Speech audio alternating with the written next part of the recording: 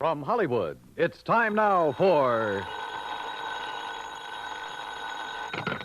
Johnny Dollar. Joe McNabb, Northeast Indemnity, Johnny. Oh, hi, Joe. What's up? At the moment, my blood pressure. Too much work? No.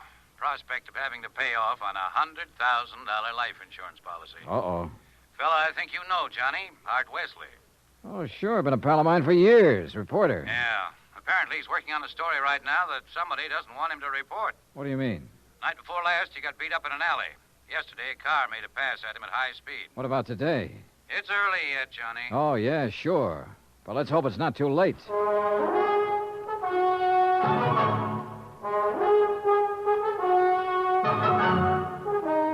Bob Bailey in the exciting adventures of the man with the action-packed expense account.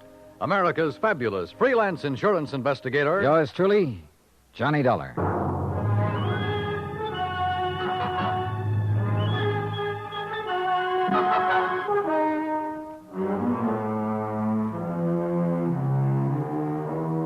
From Special Investigator Johnny Dollar to the Home Office, Northeast Indemnity Affiliates, Hartford, Connecticut.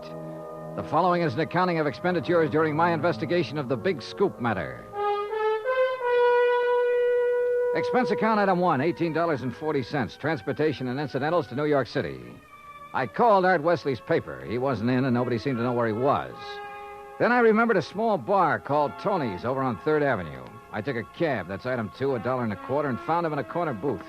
Sorry, Johnny, no bodyguard. The informants I'm working with will take off fast if they spotted one. No informants, no story. That insurance policy your paper took out on you, who's the beneficiary? A dear departed wife, Joan. Departed? I We thought... split up a couple of months ago. Oh, I'm sorry to hear that, Art. We were living in two different worlds. I wanted a home and family. She wanted a trip to the moon every night. Where is she now? Who knows? On her way to the moon, I guess. Hey, look, this story you're working on, Art. It's hot, Johnny. And big, real big. A national gambling syndicate. And run by a guy right here in New York. Who? I'm getting close, but I'm not sure yet. When I am, then out come my articles. What's this guy going to do when you push him into a corner? Look, I'm worried about you. You look, Johnny, I'm not as foolish as you think. I've got his name written down and put in a safe deposit box with what evidence I got. That's my real insurance. Oh, Art, look, we've been friends a long time. I'm not going to let you do this alone. Sorry, Johnny. I've got to go it alone.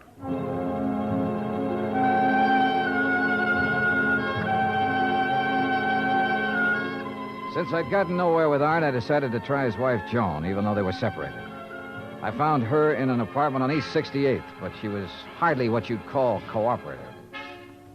Look, Mr. Dollar, so you're a friend of Art's. At the moment, I'm not. Mrs. Wesley, your marriage with Art is none of my business. But that insurance policy his paper took out on him is. And incidentally, you're still the beneficiary. So? So he could be in danger, those articles he's writing. Why doesn't he drop it? Oh, look, you know Art better than that. Then what am I supposed to do about it? That story is his business. How I feel about things is my business. And come to think of it, I can't see that either of those things is your business. Item 3, $1.80 cab fare to police headquarters in the office of my old friend, Detective Lieutenant Rastelli. Sure. I know about those attempts on Art's life.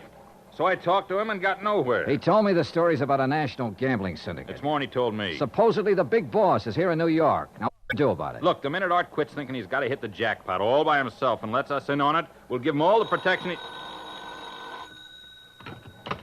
Lieutenant Rastelli. Yeah, just a minute. It's for you, Johnny. Oh, thanks. Hello? Art Wesley, Johnny. They told me at your hotel where to reach you. Anything new, Art? I'm leaving town for a few hours. This could be it, Johnny. Tonight could be the jackpot. Well, listen, let me go with you. Sorry, I gotta go alone. It's part of the deal. Art, it could be a trap. I can take care of myself. Call you when I get back. Wish me luck. Well, look, wait. Art! Art!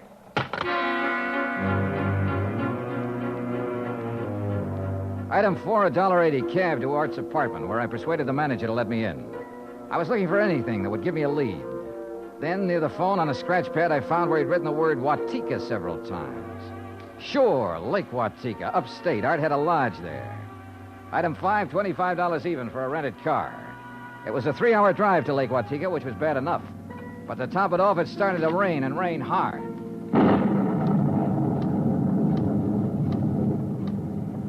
When I finally got to the highway turnoff, the side road to the lake was a mass of mud.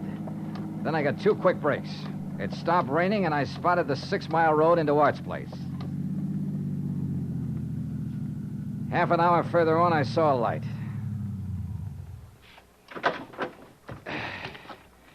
Hart's car was parked at one side, and the front door of the lodge was wide open. When I got to it, I saw why. Art was lying in the doorway. Yeah. He was the one who wanted to hit the jackpot. But you can't hit the jackpot with a slug, particularly when that slug is right between your eyes.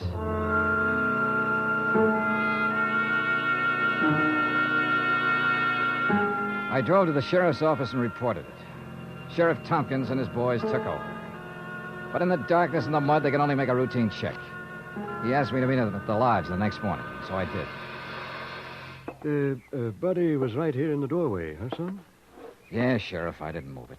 And Wesley probably got shot when he answered the door by somebody standing out there on the ground. Because of that bullet hole in the roof? Yeah.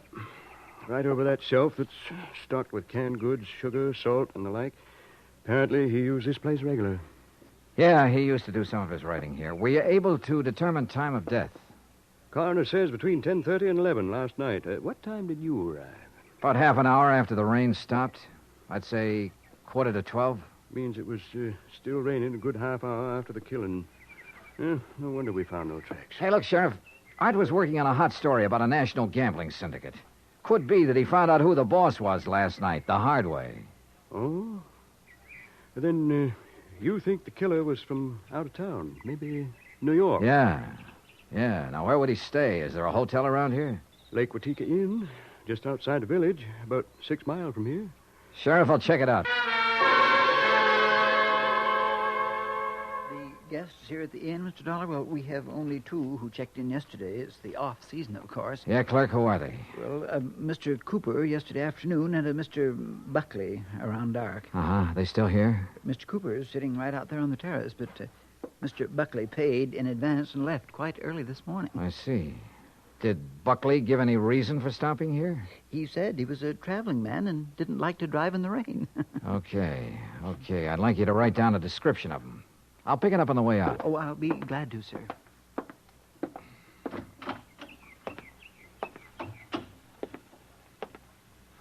Hi. Oh, good morning. Enjoying the scenery? Yes, immensely. Oh, sit down, won't you? Sure, thanks. My name's Dollar. Mine's Cooper. You just check in? I'll just drop by. I came yesterday. Uh-huh. It's pretty up here this time of year. Yes, certainly is. I really enjoy places like this in the off-season. It's a nice change. Too bad the weather hasn't been better, huh? Well, the rainstorm last night? Oh, I enjoyed that, too. You were out in it? Oh, no. No, I enjoyed it the way a storm should be enjoyed. In front of the fireplace in my cottage with a drink and a good book. No, Mr. Dollar, I stayed in last night. And that was that. I picked up the description of the other guest, Buckley, from the clerk and gave it to Sheriff Tompkins, who got out a bulletin on him. Then I drove back to New York City, turned in my rented car, and took a cab. That's item 6, $1.70, to Joan Wesley's apartment. Yes. They notified me this morning about death. I don't know what to say. What is there to say? Good question, Mrs. Wesley. If only he hadn't been so stubborn. If only he'd given up that story about the gambling syndicate or whatever it was. Yeah. You figure somebody in the syndicate killed him? Why, of course. Mrs. Wesley, did you know Art had gone on up to the lodge at Lake Watika? No. Mr. Dollar, I'm rather tired. One more thing. Did you go out last night? No. It was raining. I stayed here in the apartment. All evening? All evening. I see. Well, thanks, Mrs. Wesley.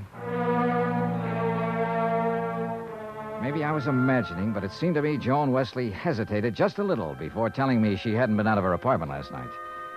And if she had gone to Lake Watika, I checked the basement garage. Her car was clean. Too clean. Item 7, $5 to the garage attendant for some very interesting information. Joan Wesley had ordered her car washed first thing this morning. Why? Because the wheels were covered with mud from last night.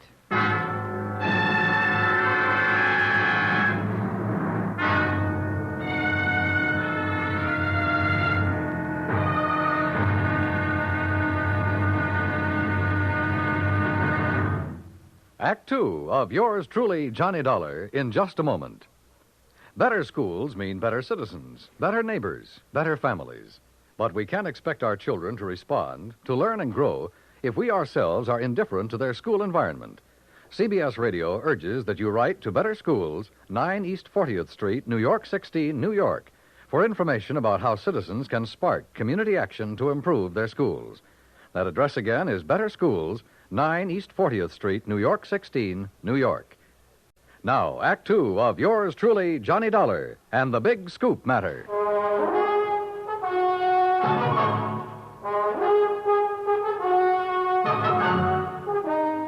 I didn't leave this apartment last night. Your car says differently, Joan. Car? You had it washed today because it was all muddy. And the reason it was muddy was because you had it out in the rain last night. Look, Another thing. You told me you didn't know Art had gone to the lodge. You hadn't heard from him. But the switchboard operator told me you had a call from him yesterday. Now, why else would he call you except to tell you where he was going? Well, how about it, Joan? All right. Art did call me yesterday and told me he was going to Lake Watika. And how about last night? Yes. I went out, but not to Lake Watika. Art wouldn't give you a divorce. By killing him, you get your freedom and $100,000. I didn't kill Art. I didn't go up there last night. And where did you go? Might as well know. The reason I wanted a divorce from Art was because I'd found someone else. Oh? That's where I went for a few minutes last evening. Why did you lie about the phone call from Art yesterday? I don't know. I was confused. I was afraid it would look bad for me if it came out that I knew Art had gone up there. It doesn't look good for you this way, believe me. Oh, Johnny, I'm telling the truth. Who is this fella you're interested in? I don't see why he Who has is to- he? His name is Ted Nash. Will you have to talk to him? I sure will. And right now. But I was wrong about talking to Ted Nash right now. I called his apartment and got no answer. Item 9, $1.60 cab fare to police headquarters in the office of Detective Lieutenant Rastelli. You figure this guy Nash and Joan Wesley could have killed Art and used the gambling syndicate threat as a cover, huh? It's a possibility, Lieutenant. Well, I'll see what I can find out about Nash. How'd you do at Lake Watika? 2 guests checked in the day of the killing. One, a man named Buckley. He left early this morning. Sheriff Tompkins has a bulletin out on him. Who else? A fellow named Cooper, who apparently likes to go places in the off-season. Nothing to tie him in particularly. Cooper, huh? We had a rumble some time ago that a guy named Cooper was involved in that gambling syndicate. What? Trouble is, we got no proof. Hey, wait a minute. What's the matter? Art told me he'd put the name of the man he was after in a safe deposit box. If we could find the key to that box. How about Art's apartment? Let's take a look. So we looked, and we found the key tucked away in a desk, but only a number on it. Nothing to tell where it was located. I gave it to Lieutenant Rastelli, and he promised to check every bank in town if necessary. While I went on back to Lake Watika to see if the man named Cooper at the inn was the same one Rastelli told me about. When I got there, after a frantic 3-hour drive, I found him comfortably sitting by the fireplace. Well, Mr. Dollar, is Yeah.